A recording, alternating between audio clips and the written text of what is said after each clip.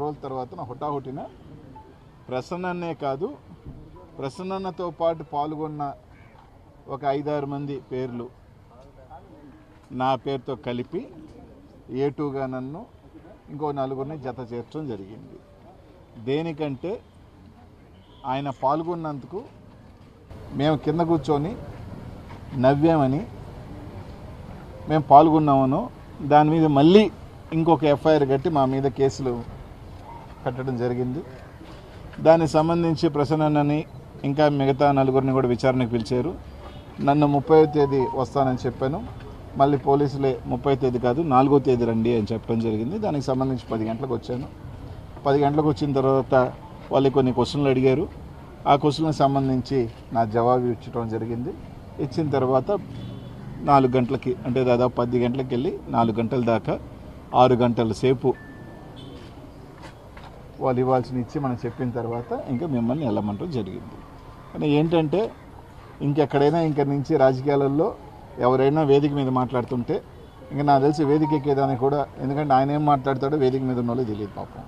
ఆ ఏం మాట్లాడినా కూడా వేదిక మీద ఉన్న వాళ్ళని కూడా జతకట్టి నచ్చిన వాళ్ళ మీద ఫేస్లు పెట్టండి.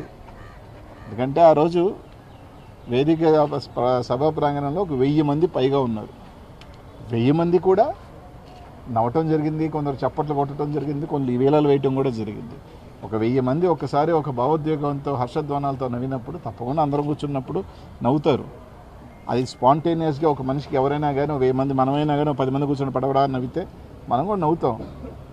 సో ఒక్కొక్కసారి మనలో ఉన్నప్పుడు అలా నవ్వటం జరుగుతుంది. నవ్వటం కూడా తప్పే, నవ్వినా తప్పే, చప్పట్లు కొట్టినా తప్పే, ఏదైనా తప్పే అంటే ఇంకా ఈ ప్రభుత్వంలో ఇంక ఏం చేయాలో కూడా వాళ్ళే చెప్పాలేమో. ఇంకా మేము నవ్వకూడదు, మీటింగ్లకు వెళ్తే బ్యాండేడ్ వేసుకోవాలా, చేతులు కట్టేసుకో ఉండాలి, మళ్ళీ ఒకవేళ మా చేతులు ఏదైనా అవుతాయో అది అవి కూడా చెప్తే దానికి కూడా ఒక ప్రోటోకాల్స్ ఇస్తే ఈ విధంగా నడుచుకోవాలి మీరు, ఈ విధంగా నడవాలి మీరు అనిస్తే అవి కూడా నడుచుకుంటాం. ఎందుకంటే ఈ ప్రభుత్వం అలా ఉంది. మరి ఇంకా లాస్ట్కి ఏ స్థాయికి దిగజారిపోయారు, ఎందుకన్నా నేను చెప్పాల్సిన అవసరం లేదు. మళ్ళీ చెప్తున్నాను కదా, పాపం సునకానందం పొందుతున్నారు.